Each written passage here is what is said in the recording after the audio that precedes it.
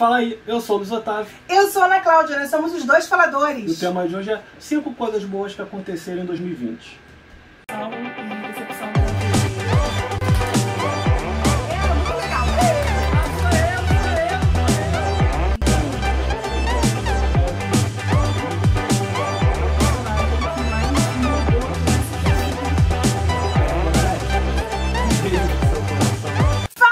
E aí, vocês não se inscreveram no nosso canal ainda não? Não?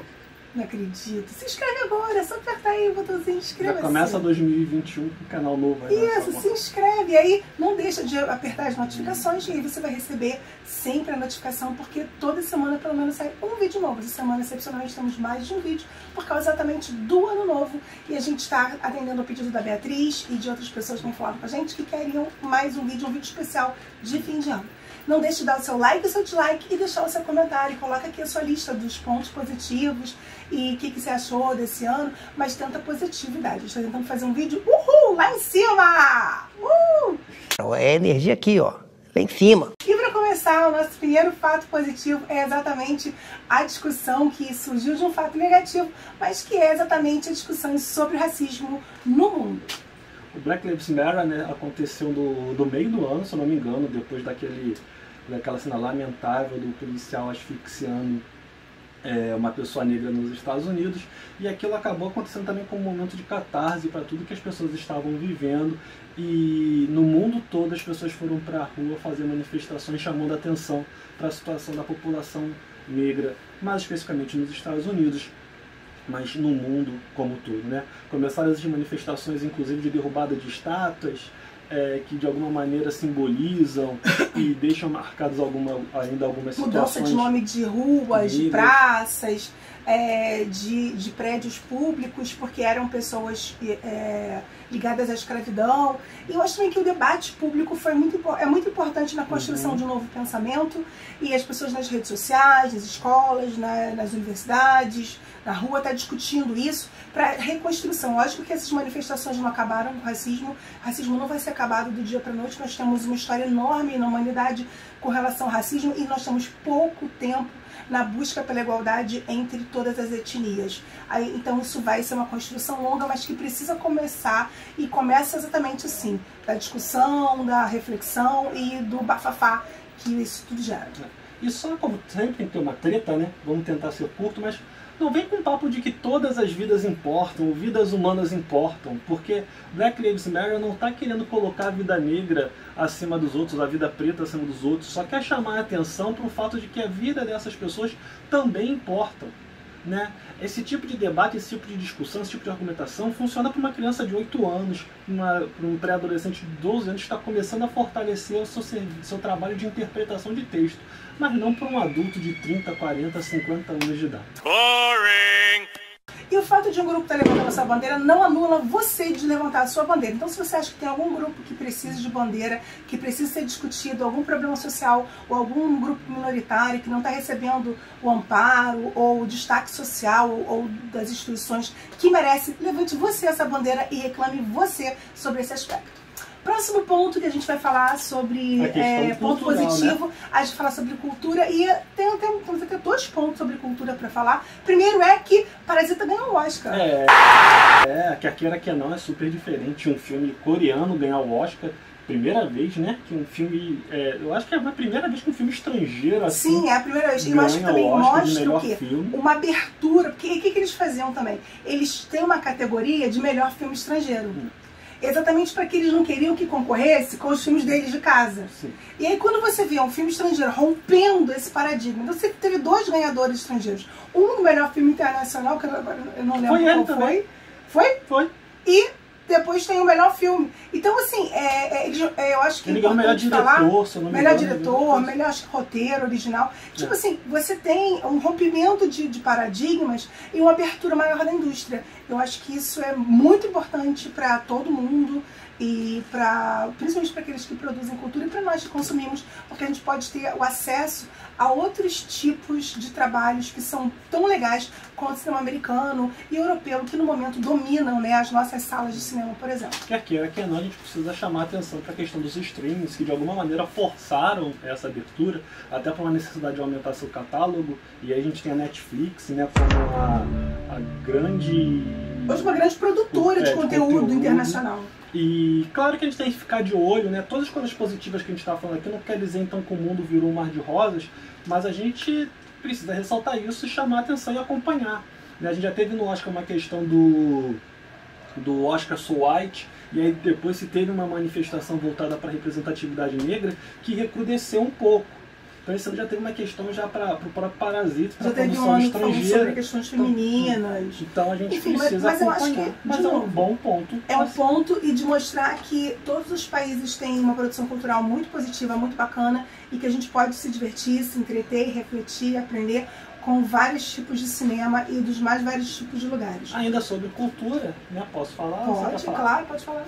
A gente tem a própria necessidade que a pandemia do coronavírus causou, que a gente se voltar com mais atenção para a questão cultural, para a produção artística do nosso país, principalmente, né, a gente observou também manifestações culturais de fora, mas principalmente aqui no nosso país.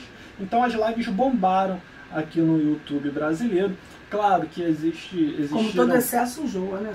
Existiram lives super problemáticas, mas quer queira, quer não, o fato de você ficar trancado dentro de casa forçou a população a procurar algo para se distrair, e quer queira, quer não, eles foram se voltar para as manifestações culturais, e aí pessoas voltaram a ler livros, pessoas começaram a assistir lives e buscar músicas para poderem fazer seu tempo passar, e as pessoas também começaram elas mesmas a produzir manifestações culturais e artísticas como uma maneira terapêutica, inclusive através das artes plásticas.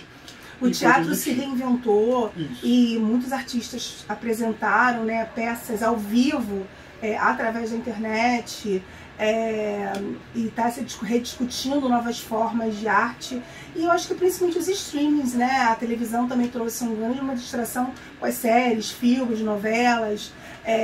E isso ajudou a gente a passar o tempo, a fazer com que a gente ficasse mais leve, mais feliz, nem que fosse por alguns instantes, e nos distraiu, nos enriqueceu, nos engrandeceu. Infelizmente a arte durante essa pandemia aqui no nosso país não teve o apoio necessário para sobreviver durante esse período. Aqueles que conseguiram sobreviver fazendo arte, se reinventando, encontrou apoio dentro de si mesmo ou no próprio grupo de pessoas que constroem arte, mas infelizmente nós não recebemos. Eu acho que a gente, quanto cidadão, quanto indivíduo, tem que perceber e entender como é importante investir em cultura, investir em arte, e a falta desse investimento, como é que isso vai impactar, não na vida do ator que vai perder o dinheiro da Lei Rouanet, não, vai impactar na nossa vida, que vai se empobrecer, vai deixar de ser menos bonita, menos colorida, menos legal, porque está fazendo falta essa arte. Então acho que isso foi muito bacana, porque os artistas vinham sendo muito criticados nos últimos anos por algumas correntes ideológicas, e que no final das contas acabaram sendo grandes consumidores também desse produto, que não incentivaram, ao contrário, e que durante a pandemia não estenderam um braço, um apoio. Mas isso é uma coisa que infelizmente é uma opção institucional, que foi feita a mesma coisa na educação, que também não teve nenhum tipo de apoio do Ministério da Educação, e o Ministério da Cultura, não temos o Ministério da Cultura, né? A Secretaria da Cultura também não tivemos nenhum apoio. Próximo ponto. Também, né? Não, mas antes daquela época era Regina. E também tinha o quê? Muita morte, muito peso. Pra que isso? Deixa eu falar. Enfim. Bom, na política nós temos 3 boas notícias. Primeiro, Crivella não foi ele, hein? Obrigado, pai. Depois Crivella foi preso. Eduardo, você vai ser preso, Eduardo. Me dói o coração falar isso aqui, mas o Rio de Janeiro não aguenta ter mais um representante preso.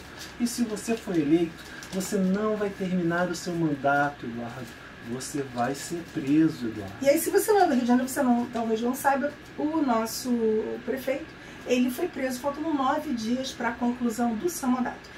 Não, se você não é da Terra, né? Porque a Globo, se você assiste Record, talvez você não saiba. Não mas sei. A Globo e o Globo News ficou o dia todo falando isso. E assim, infelizmente são vários esquemas de corrupção em diferentes áreas, desde o turismo, a saúde e várias coisas mais.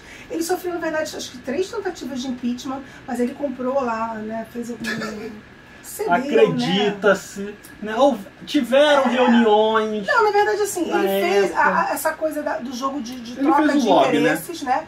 E ele fez lá as ofertas como sempre tem, de cargos e coisas, e os vereadores seguraram. Mas ele já vinha enfrentando uma série de dificuldades e já vinha sendo investigado há muito tempo. Na verdade, a Crivella foi um dos piores prefeitos que o Rio de Janeiro já teve. Independente de qualquer coisa. A cidade está largada. Por onde você anda, você encontra problemas. No primeiro mês do governo do Crivella, você já podia notar o abandono.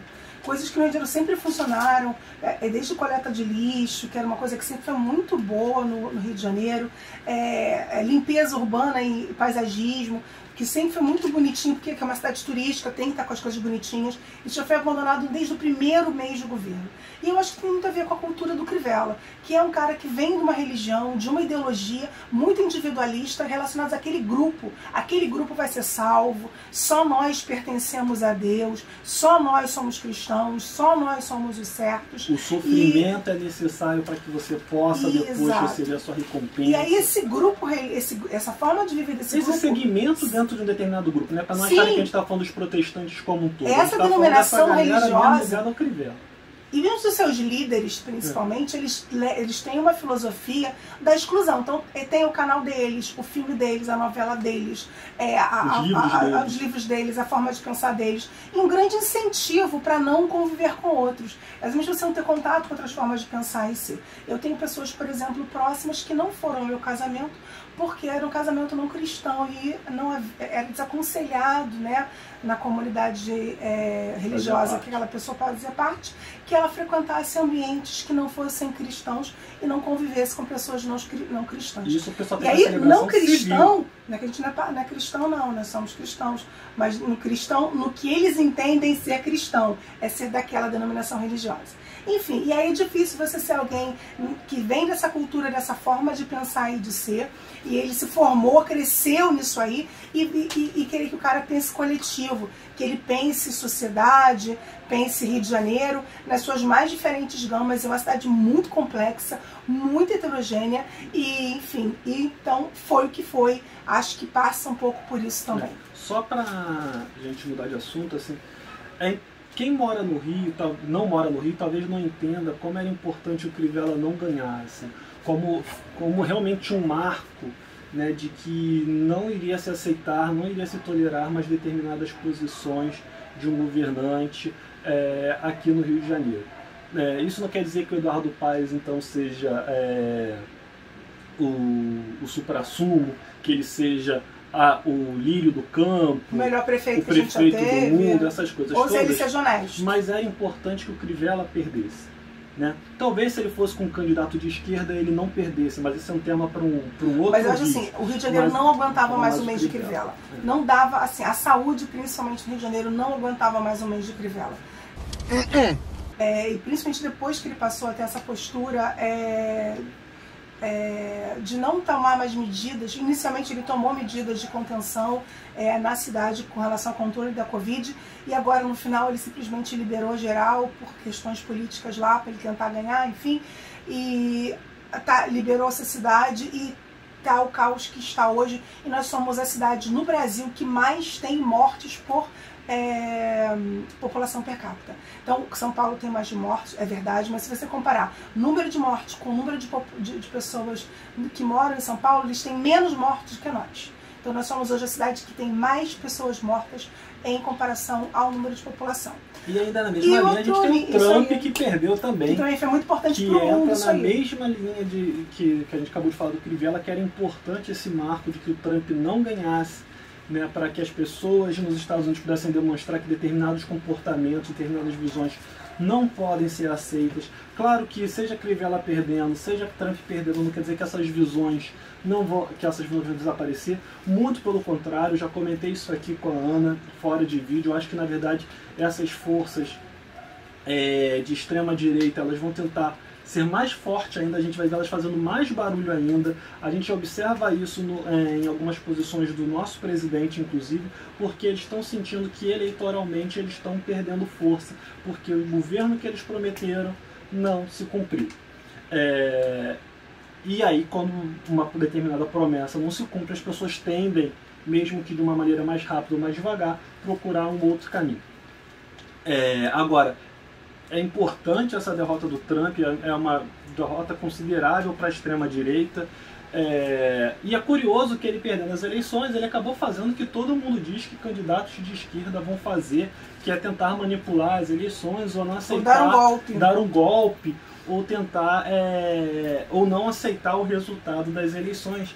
E é curioso como aqui no Brasil, quando a Dilma ganhou, quem não aceitou o resultado foi o Aécio, e lá nos Estados Unidos, quando o Biden ganhou, quem não aceitou foi o Trump. E a gente tem o nosso presidente já dizendo que não aceita o resultado das eleições, que ele ganhou, e que ele já está colocando em desconfiança os resultados das próximas eleições. E também não aceita a derrota do Trump lá nos Estados Unidos. Eu acho que a perda do Trump é uma conquista civilizatória, porque independente de qualquer pensamento que o Trump ou qualquer ideologia que ele siga, a forma de ser e de pensar dele é contrário a toda evolução do pensamento civilizatório e humano, né, na sociedade.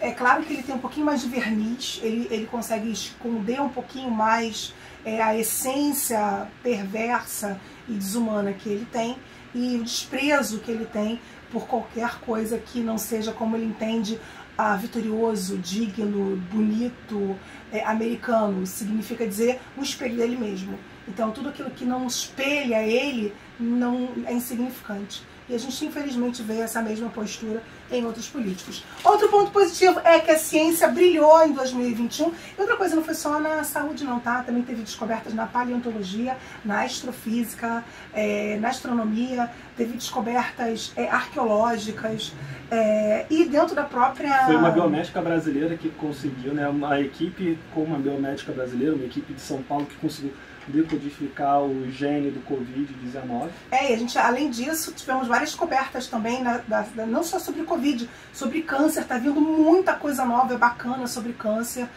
Parece bem adiantada a perspectiva de vacina de câncer de mama, está muito próximo de se alcançar realmente uma eficácia e começar uma produção e realmente uma vacinação no mundo. Você tem uma nova célula no câncer que foi descoberta, chamada célula universal, que parece que ela pode ajudar na cura de vários tipos de câncer. Eu vi isso aí, muito interessante.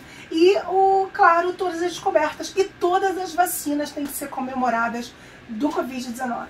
E eu acho que o grande debate que a gente tem que começar a fazer é porque então a gente não consegue produzir medicamentos mais rápidos para as outras doenças. Então, doenças consideradas negligenciadas, como parasitosas, que estão aí na África desde sempre, ou até mesmo aqui na América Latina, e não ficar questionando se vai funcionar ou não. Não caiam em fake news, né? Todos os procedimentos estão sendo realizados de maneira correta. Até a da Rússia, que por alguns é considerada a mais problemática, a mais suspeita, eles tentaram seguir algum tipo de rigor científico, mas é importante ressaltar que o Covid forçou a sociedade a dar um avanço enorme na prevenção e no combate a um vírus, e eu realmente espero que essa postura se mantenha para as próximas doenças que virão, mesmo as que não afetem os ricos também, aquelas que afetem apenas as populações mais pobres. E não fique desconfiado pelo rápido tempo que as vacinas foram criadas.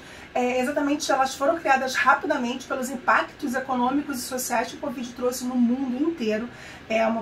Você imagina o mundo inteiro impactado e as milhares e milhões, na verdade agora já, de pessoas mortas no planeta com relação ao Covid. É claro que isso tem a ver com o mercado consumidor, óbvio, mas também tem a ver principalmente com o compartilhamento de informações, com vários trabalhos em conjuntos que universidades, institutos e empresas farmacêuticas fizeram. O Butantan e a Fiocruz, por exemplo, fizeram convênio com Oxford e com uma empresa farmacêutica chinesa e vários outros. Paraná, inclusive, parece que ele chegou a participar de alguma forma também dessa Sputnik, por isso que eles acabaram também fazendo esse convênio. Então, assim, você tem hoje um compartilhamento de informação, de dados, que antes você não tinha isso dentro da ciência. Geralmente você fazia isso, cada um fechadinho no seu nicho, e depois que publicava, você pensava, essa informação pode ser que seja útil para mim. Aí você vai lá buscar. E isso realmente trazia com que todas as descobertas e trabalhos ficassem mais lentos. E não só isso, né? Parcerias internacionais sempre existiram. Mas antes era dentro assim, era um grupo dentro de um departamento que tinha uma parceria com um grupo dentro de um outro departamento. Ou até mesmo em outro país, mas era muito pequeno, uma coisa muito tímida. Não sei se tímida é a melhor expressão, mas era algo muito concentrado dentro de pequenos grupos. A Covid forçou que esses grupos se tornassem maiores e buscassem ramificações em outras áreas e com outros grupos para que eles pudessem achar uma solução. Você fala, gente, que assim, a grana que os laboratórios vão ganhar. É lógico que se você pensar assim, quantas pessoas têm câncer no mundo? Gente, pra caramba. Quantas pessoas, por exemplo, têm gripe? Enfim, dependendo disso, isso é uma questão de consumo, de mercado consumidor, de capitalismo. Quando você tem todo um planeta para consumir alguma coisa, eu acho que nunca acho que você pode pensar num produto. Imagina, você pensar em alguma coisa que o planeta inteiro precisa. Isso é um apelo capitalista absurdo. Água, por isso que estão começando a querer privatizar reservas de água. Atenção, abre o olho aí, galera. E aí você vê como é que isso é importante e como é que essa questão de... E é claro, quanto mais rara é a doença, menos investimento tem em busca de cura. Por isso certas doenças raras, certas doenças muito graves e raras, acabam não tendo cura, tratamento, cirurgia, nada muitas vezes pode ser feito a não ser paliativo, exatamente porque tem poucas pesquisas, poucos estudos, porque há pouco investimento para aquela... Por isso que como é que é importante, às vezes, o investimento público. Porque se tiver investimento só privado, qual é o laboratório que vai querer criar um medicamento ou patrocinar uma pesquisa para curar 100 pessoas? Que é uma doença raríssima que acomete 100 pessoas no planeta. Não tem interesse mercadológico nenhum. Agora, se pensar que nós somos 7 bilhões de pessoas no planeta, aproximadamente, e 7 bilhões precisam ser vacinados, porque mesmo você que teve Covid também precisa ser vacinado, nossa, é um mercado absurdo. Eu acho que é isso então, né? É isso aí. Então valeu, até ano que vem, olha só, né? E o vídeo de sábado agora já está preparado, então você vai ver a gente comemorando de novo Ano Novo nesse vídeo de sábado. E é isso, valeu, até a próxima, obrigado por estarem com a gente aqui, os 718 inscritos que estão inscritos aqui no canal. E compartilhem, divulguem e que seu tio do pavê faça a piadinha aí, né? Para manter a tradição. Valeu, até a próxima.